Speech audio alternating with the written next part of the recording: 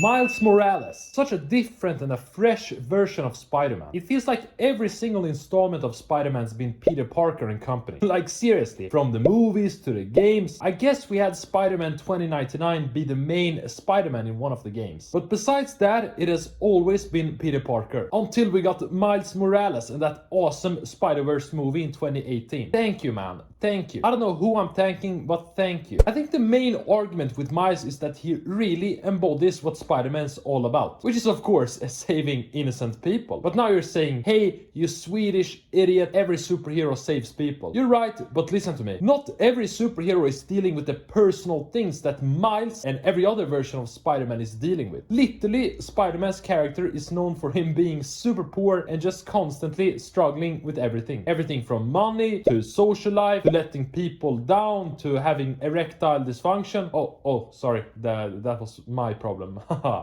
I'm sort of arriving at the hospital right now to get treatment for my erectile dysfunction. Why does he have these problems? Because, of course, he has to save the world. Or at least New York. Also, he's someone that's never going to back down. Except for a couple of times in the comics. Especially that one time when he gave up his powers completely. But hey, he did keep fighting people despite not having powers. Anyway, Miles embodies this perfectly. He's constantly being heckled by his parents. Literally, they're constantly on his ass asking him questions. On his ass. Miles, where have you been? Where are you, Miles? Why are you hiding, Miles? Who's your friend, Miles? Miles! Shut up, woman. Shut up, father. Man, stop being so annoying. And there's nothing he can do about it because he's Spider-Man. It's not like he's a street punk that's a menace to society. He's Spider-Man. But they don't understand. Or I should say, they don't know. This constant back and forth where he's letting down the people closest to him is really weighing on his conscience. That's Spider-Man.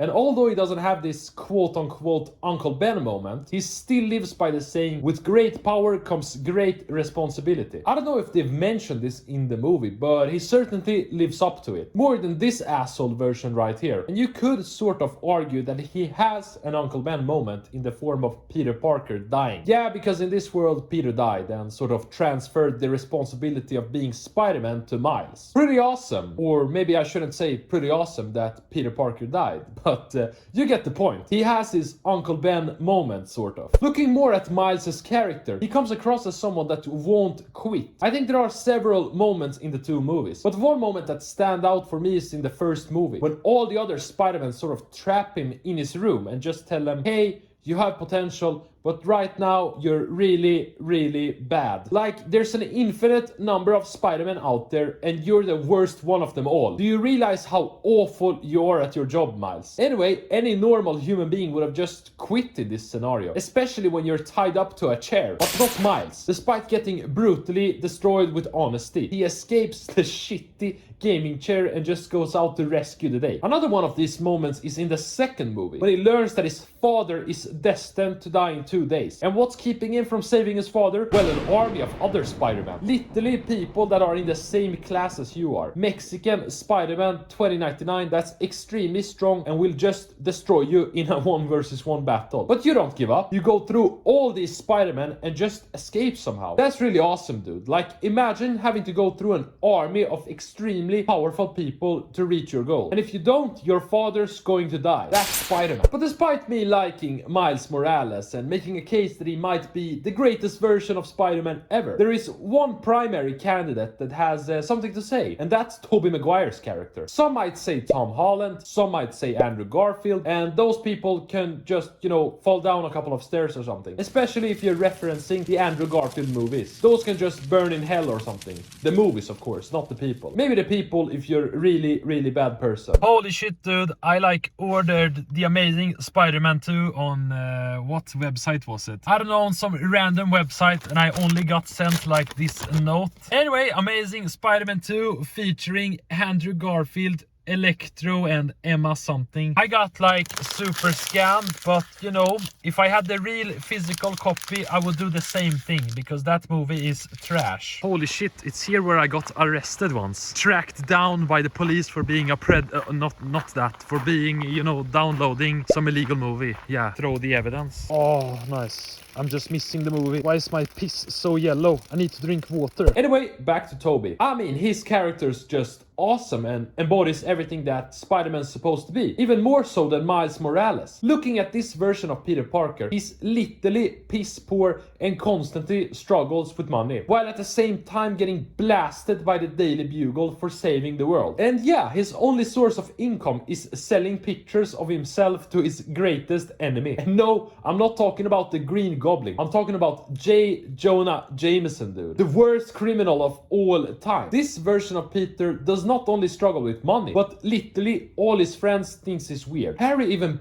bitch slaps him at a party in front of like 300 people. And right after that slap, he's forced to take a picture of his biggest love interest kissing another man. Like, oh my god, just shoot me on the spot. But the beautiful thing here is that Spider-Man constantly struggling with everything. Why? Because he must follow the saying, with great power comes great responsibility. I just think that this version of Spider-Man's more close to the version in the comics. It doesn't mean that Miles is a bad version. Not at all. Just that Tobey's portrayal was just more iconic and picture perfect, so to say. Especially when considering that his movies were just groundbreaking. For that, it's always going to be the most iconic version of the wall crawler. But despite this awesome counter argument, I would say that Miles Morales is also picture perfect. Picture perfect in the sense that he's not Peter Parker. It doesn't matter that Tobey Maguire is a perfect adaptation of Peter Parker from the comics, because Miles Morales is just not Peter Parker. He's a completely different character, which just makes things more interesting and refreshing. Especially considering that he's still a kid in these movies, like a 15-year-old kid. With Tobey's character, yeah, he was still a kid, but he wasn't a teenager anymore. With Miles, he's a teenage boy that's juggling all these different issues. It's just a more relatable thing for young people. Also, on top of that, you could argue that his backstory is far more interesting than that of Peter Parker. Peter's story is that he didn't stop a burglar, and that resulted into the burglar killing Uncle Ben, resulting in him becoming Spider-Man and always taking responsibility, which is an awesome backstory. But looking at Miles' story, he was accidentally bitten by a spider that wasn't even supposed to be in that universe, and him getting bitten by this spider results in the real Spider-Man dying, aka Peter Parker. Like, this guy's not even supposed to be Spider-Man, and he knows about this. This is weighing on his mind because he knows if he didn't get bitten by that Spider-Man, Peter Parker would still live. On top of that, he's the son of a police officer that hates vigilantes, and he sort of learns that his Uncle Aaron is the villain called Prowler that works for the Kingpin. And looking at this relationship between him and his uncle, it's just a relationship that's more flushed out and interesting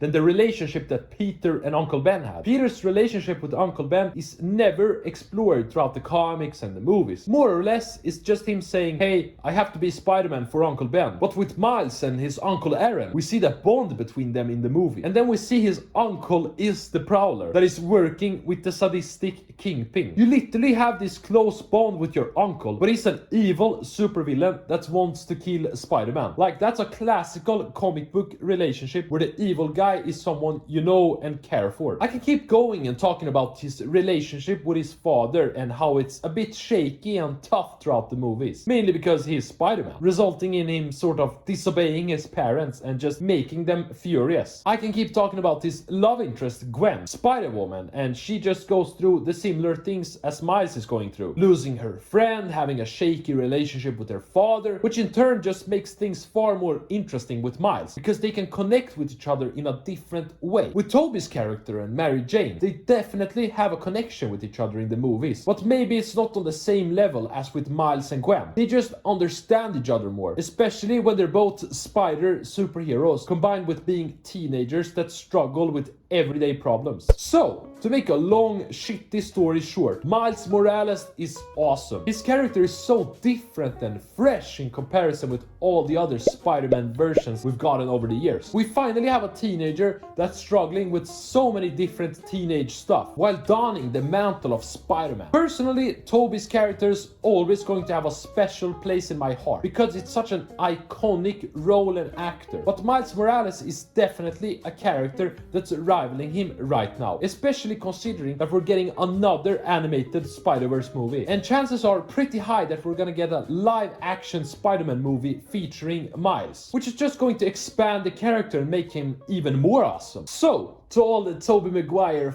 fanboys out there, just stop it! Stop!